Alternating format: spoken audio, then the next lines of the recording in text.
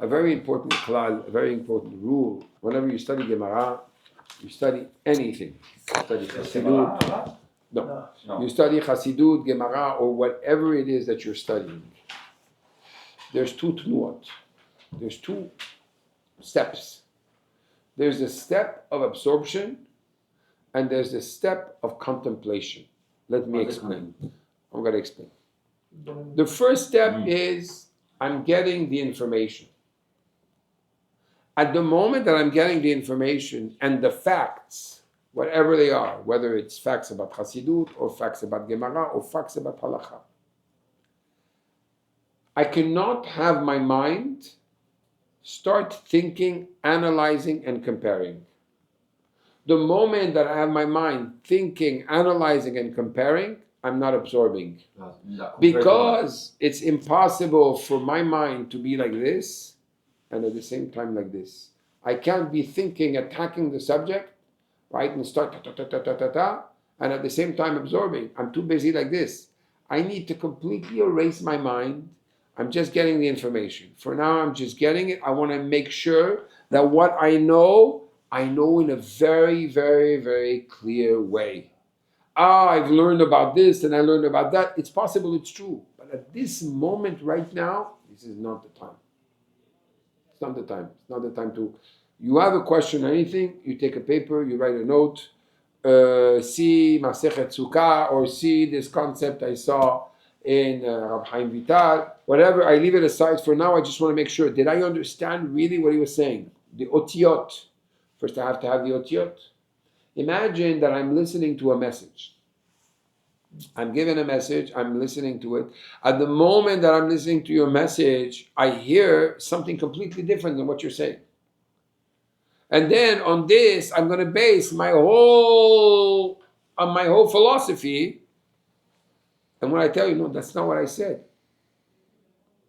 What do you mean? That's what you said. That's what you heard. Because you were busy already comparing it to something else.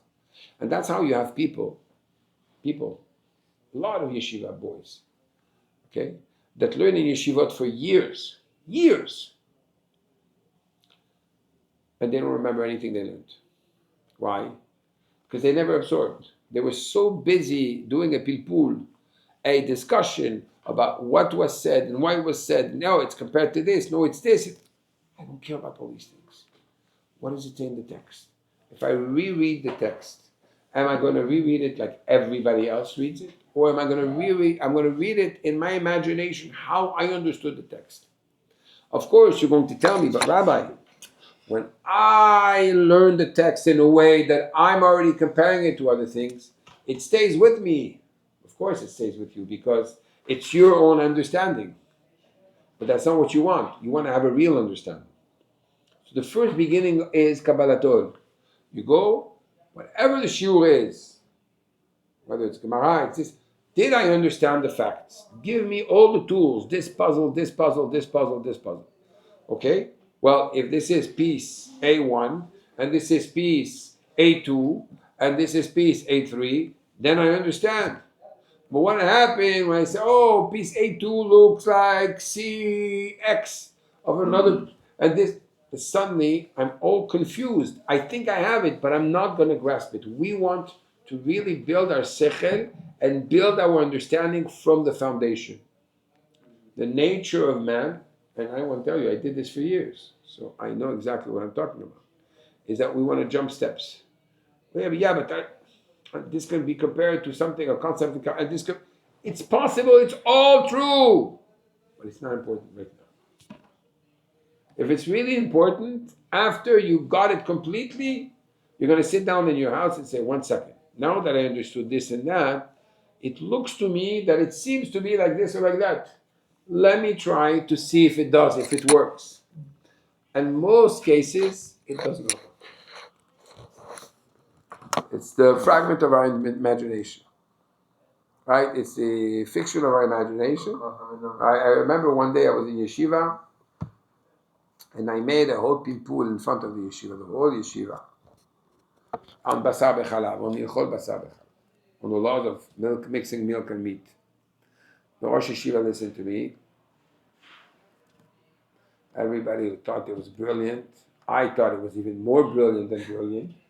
And at the end, the Rosh Yeshiva told me, that your whole discussion doesn't start because that's not really the halakha in this case.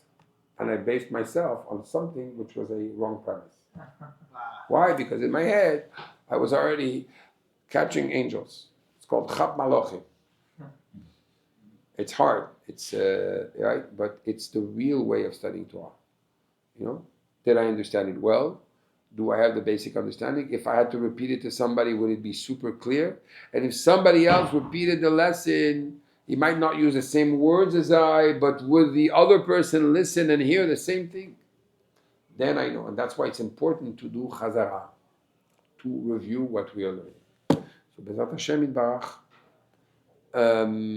we are going to continue next week. I'm not pointing any fingers to anybody. It's the nature of every person that's intelligent. A person that's intelligent, right away, there are things that are going to come up to his mind. It's very, very, very difficult to control things that pop to your mind. I'll tell you, so difficult that one day the previous Lubavitcher Rebbe gave a class. He gave a discourse, a Hasidic discourse. Now, the Hasidic discourse could speak for an hour or 2 hours. And he had what's called a choser. You didn't have a recording, especially not on Shabbat. So you had a rabbi that was standing there, and by the Rebbe, we had Rav Yoel Khan, alav shalom, that would stand there for 6 hours and be able to repeat word by word. So I asked Rabbi Simon Jacobson once, how did he do it? How did he do it? He said, at this moment, we cleared our mind completely of anything, and we just were like a tape recorder. Just recorded. Huh? You need that big kochot nefesh. Yeah, you need big kochot nefesh to be able to do that. He said, people asked him, I don't understand. I met you 3 years ago. You don't remember me, but you can remember verbatim a 6 hour with the biggest reference from here and from there. The Rebbe is talking about the Zohar, the Midrash, the Gemara, that thing, this question, and you're able to remember everything and then review it. So they told me, how did they do it? They completely annulled themselves to just receive the information. After you receive the information, then you can review, first of all, did I receive it well? Is there steps which are missing? And then you go and you start doing the analysis to see what is this, what is that, and what is this. And then you start building your knowledge in a very, very solid way. In a very, very, very solid way. And things are clear in your mind, right? I'm going to tell you a last story. There's a Rosh Kollel. This is very sad what I'm going to tell you right now. And it's crazy. It's completely insane. There's a Rosh Kollel in Yerushalayim. There's a Kollel. A Kollel is where married men study Torah and they get paid for their study of Torah. That's what their living is. What happens? To get accepted to this kollel where they get paid very well. In Eretz Yisrael, a kollel pays about $700 a month for a whole month, and that's your whole salary. You have you have 10 kids, that's you can't live on this. So it's real mesirut nefesh. So there's this Rosh Kollel that he pays a few $1,000s a month. He has an American supporter, and that American supporter is a very, very a very wealthy guy, and he supports him very well. So everybody wants to be in the kollel. Did you pay $3,500, $4,000 a month? Who doesn't want to be in the kollel? But to be accepted in this kollel, you have to have been already at least 10 years in yeshiva, another 5 years in kollel, and then you have to pass a test to be able to be accepted. So you have a list. He says, I have a list of 70 avrichim that want to be in my kollel. Now, he says, by the way, by us, the Ashkenazim, the Litaim, the way that it goes, how do I accept somebody? I want to accept only the best, right? So everybody has to present the pilpul. In me, I don't do that. I don't have time to hear speeches from 70 people. I sit everybody down around one big table. I give them a blank sheet of paper, and I ask them to write on the piece of paper all the things that they learned, that they know perfectly, that I could test them right now on. Now you have to understand, they learned for 15 years Torah in the highest levels. So what's going to happen is that if they only write one Masechet or one Perek or one chapter of Halacha, it's embarrassing. So either people are too embarrassed to write because there's so little, or they don't have what to write. Now he says that doesn't make sense. If you were in third grade and you learn, or whatever, you were 10 years old, you started learning Mishnayot, and then at 15 you're already learning Gemara, and now you are 25, 10 years later, and you still can be tested on something, what's the problem? The problem is that you never really understood what you're learning. And that is the biggest mistake. It's better to know less, but what you know it, than to know more and to be able to say all these references. It sounds super good when a rabbi starts and he starts saying, oh, and this, and he says, right?